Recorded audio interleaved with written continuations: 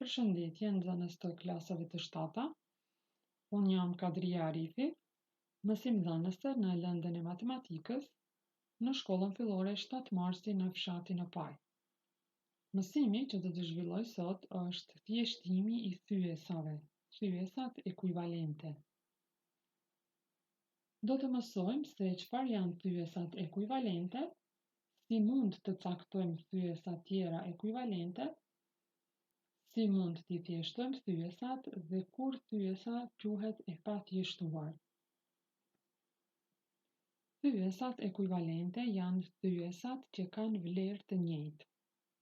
Për të caktuar thyesa ekuivalente, numëruesin dhe emëruesin e thyesës e shumëzojmë ose e pjestojmë me një numër të njëjtë. Për shembull, kemi cakto dy thyesa që janë ekuivalente me thyesën 3 të katërtat. Ne thamë që për të caktuar thyesa ekuivalente duhet që edhe numëruesin edhe emëruesin e thyesës ta shumëzojmë me një numër të njëjtë. Le të kujtohemi që te thyesa 3 të katërtat, numri mbi vijën thyesore quhet numërues, kurse numri nën vijën thyesore quhet emërues. Pra, ne duhet që edhe numëruesin edhe emëruesin e kësaj thyese ta shumëzojmë me një numër të njëjtë. Për shembull, le të shumëzojmë me 2. Dhe kemi 3 shumëzim për 2 6 dhe 4 shumëzim për 2 8. Pra, fituam thyesën ekuivalente 6 të 8-at. Le të gjejmë edhe një thyes tjetër ekuivalente. Le të shumëzojmë tani me një numër tjetër. Për shembull, mund të shumëzojmë me 3 numëruesin dhe emëruesin e kësaj thyese. Dhe do të kemi 3 shumëzim për 3 është 9 dhe 4 shumëzim për 3 është 12. Pra, fituam thyesat 6 të 8-at dhe 9 të 12-at që janë ekuivalente me thyesën 3 të 4-tat. Ne mund të caktojmë edhe shumë thyesa tjera ekuivalente duke shumëzuar me një numër tjetër. Pra, ne shumëzuam me 2 dhe me 3, mirë po mund të shumëzojmë me 4, me 5, me 10 e kështu me radhë dhe të caktojmë edhe shumë thyesa tjera ekuivalente. Për të caktuar thyesa ekuivalente, ne mund edhe të pjestojmë me një numër të njëjtë. Për shembull, cakto dy thyesa që janë ekuivalente me thyesën 8 të 20-at. Te thyesa 8 të 20-at, në qoftë se numëruesin dhe emëruesin e saj e pjestojmë me 2, do të fitojmë thyesën 4 të 10-at. Thyes tjetër ekuivalente mund të caktojmë duke pjestuar prapë me 2 thyesën 4 të 10-at. Dhe do të fitohet thyesa 2 të 5-at. Këtë mund ta bëjmë edhe me një hap të vetëm, duke pjestuar edhe numëruesin edhe emëruesin e thyesës me 4. Pra, thyesat ekuivalente janë thyesat 4 të 10-at dhe 2 të 5-at.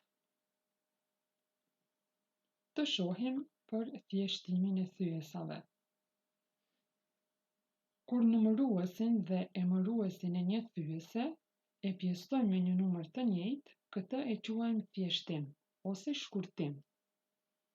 Atëherë, kur numëruesin dhe emëruesin e thyesës nuk mund ta pjestojmë me një numër të njëjtë, themi se thyesa është në formën e saj më të thjeshtë, apo ajo është thyes e pathjeshtuar.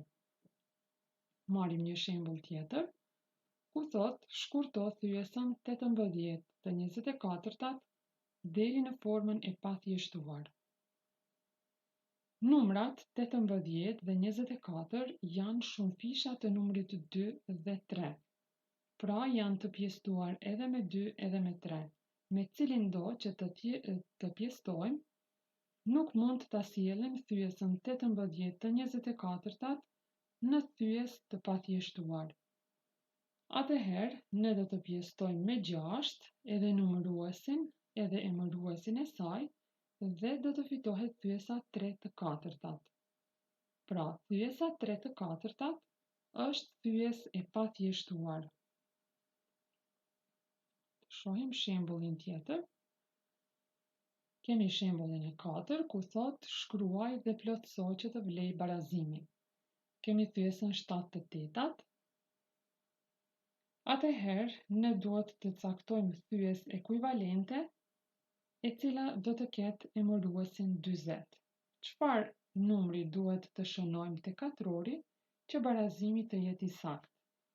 Pra ne vërejmë që emëruesin 8 e kemi shumëzuar me 5 dhe është fituar numri 40. Prandaj edhe numëruesin 7 duhet ta shumëzojmë me 5 dhe do të fitohet thyesa 35 thye për 40. Pra duhet të shumëzojmë me një numër të njëjtë edhe numëruesin edhe emëruesin. Të marrim disa detyra tjera nga libri, faqe 136. Detyra e parë thotë thjeshto thyesat e dhëna deri në formën e pathjeshtuar. Nën A kemi thyesën 9 të 12-tat. Nëse numëruesin dhe emëruesin e kësaj thyese e pjestojmë me 3, do të fitojmë thyes të pathjeshtuar. Pra fitohet thyesa 3 të katërtat. Nën B kemi thyesën 4 të 10-tat. Në qoftë se pjestojmë numëruesin dhe emëruesin e kësaj thyese me 2, do të fitohet thyesa 2 të 5-tat. Te thyesa 3 të 5-tat, ne nuk mund të gjejmë një numër të njëjtë që do të pjestojmë edhe numrin 3 edhe numrin 5. Prandaj, për këtë thyes, ne themi që ajo është thyes e pathjeshtuar. Detyra nën D, kemi thyesën 5 të 15-tat. Në qoftë se këtë e thjeshtojmë me 5, do të fitohet thyesa 1/3. Detyra tjetër është 4 të 18-tat, edhe këtë mund ta thjeshtojmë me 2 dhe fitohet thyesa 2 të 9-tat. Gjithashtu, ne edhe për thyesën 7 të 18-tat nuk mund të gjejmë një numër të njëjtë që do të pjestojë edhe numrin 7 edhe numrin 18. Prandaj themi që kjo është thyes e pathjeshtuar. Detyra tjetër është detyra e 4, që thot shkruaj dhe plotëso. Kemi thyesën 1/3, ne duhet të caktojmë thyes ekuivalente, ashtu që emëruesi i saj të jetë 6. Dhe nga kjo kuptojmë që numëruesin dhe emëruesin e thyesës 1/3 e kemi shumëzuar me 2 dhe fitohet thyesa 2 të 6-tat. Thyesa tjetër është 3 të 4-tat. Atëherë nga kjo kuptojmë që duhet të shumëzojmë edhe numëruesin edhe emëruesin e kësaj thyese me 5 dhe do të fitohet thyesa 15 të 20-tat. Thyesa tjetër 7 të 8-tat. Këtë thyes duhet ta shumëzojmë me 3 dhe kemi thyesën ekuivalente 21 thye për 24. Te thyesa 3 të 8-tat, për të caktuar thyes ekuivalente me emërues 32, ne duhet që edhe numëruesin e thyesës 3 të 8-tat të shumëzojmë me 4.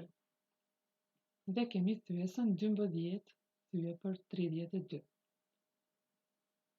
Thyesa tjetër është 5 të 6-tat. Atëherë, me që numri 6 është shumëzuar me 5, të është fituar numri 30, atëherë edhe numrin 5 duhet ta shumëzojmë me 5. Pra duhet të shumëzojmë me një numër të njëjtë edhe numëruesin edhe emëruesin. Dhe do të kemi thyesën 25 thye për 30. Dhe fundit, kemi shumëzuar me 5 dhe kemi fituar thyesën 35 thye për 60. Ju mund të merrni detyra tjera për ushtrime nga libri faqe 136. Kjo ishte e tëra, shpresoj që të keni kuptuar. Ju përshëndes.